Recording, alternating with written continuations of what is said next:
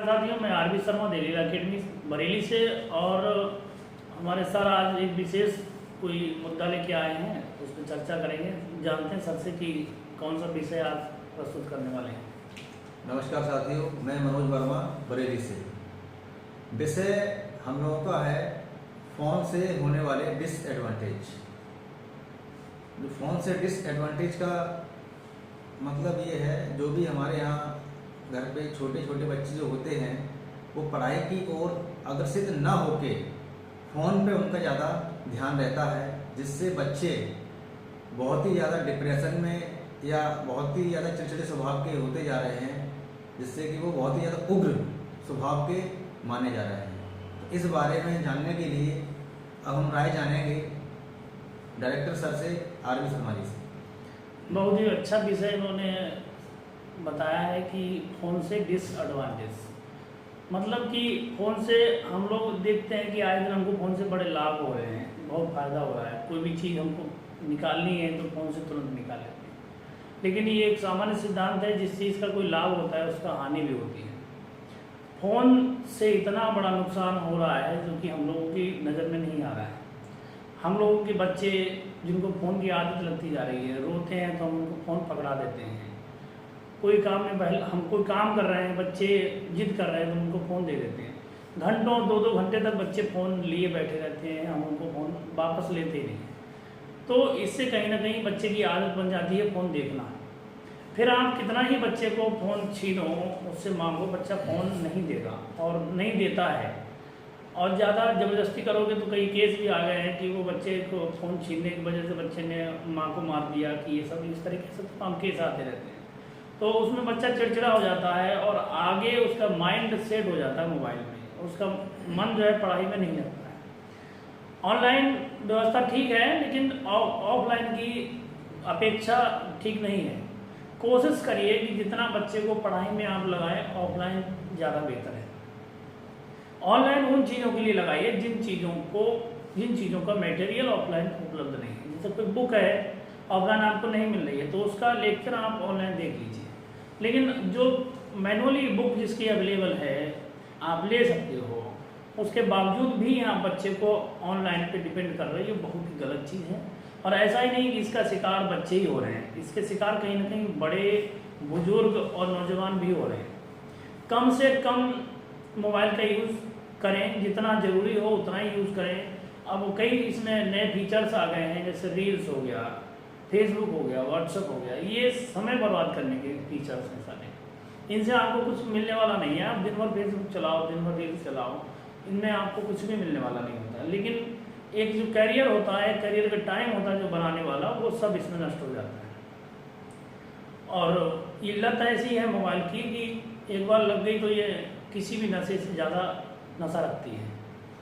तो सर बता रहे हैं कि बहुत सारी बीमारियां भी मोबाइल से फैलती हैं। देखते हैं, सर से बात करते हैं कौन कौन सी बीमारियों के बारे में बता रहे हैं, क्या क्या नुकसान हो रहे हैं इससे, बताइए सर। साथियों, मोबाइल से होने वाली बीमारियां अगर हम लोग कहें तो एक डिप्रेशन में भी बच्चे चले जाते हैं, और बच्चों में सोचने की क्षमता जो है बहुत कम रह जाती है, और माइग्रेन की प्रॉब्लम हो जाती है, और बाकी की जो बीमारियां हैं, मेन जो जड़ है, जब तक हम लोग जड़ को ख़त्म नहीं करेंगे, ख़त्म तो नहीं कर सकते हैं लेकिन कम कर सकते हैं।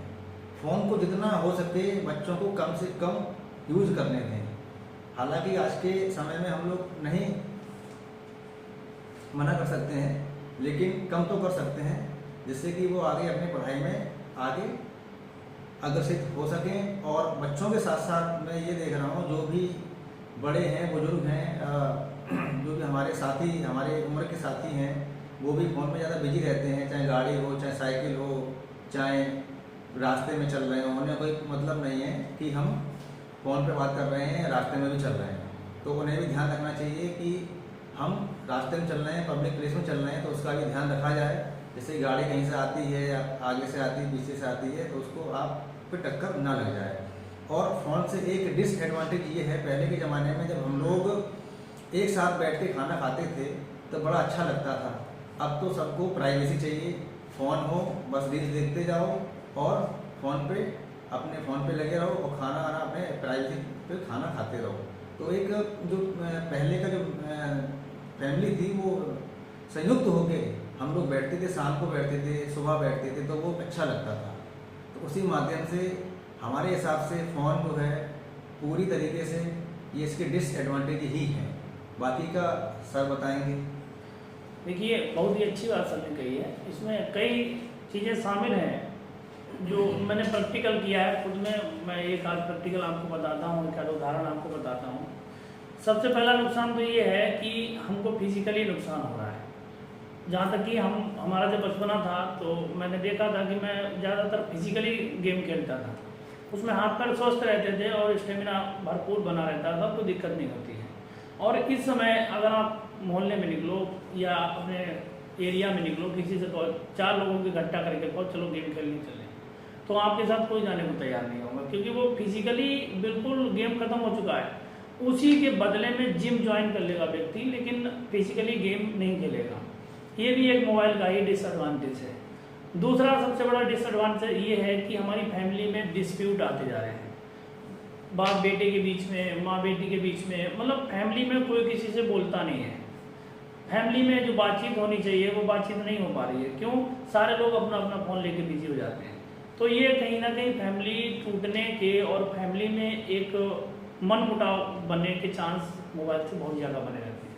कई फैमिलियाँ तो हस्बैंड वाइफ की फैमिलियाँ जो होती हैं वो टूट जाती हैं इसी वजह से। एक दूसरे को टाइम ना देना, एक दूसरे से बातचीत ना करना और मोबाइल में लगे रहना, तो ये बहुत ही बड़े दुष्प्रभाव हैं मोबाइल के।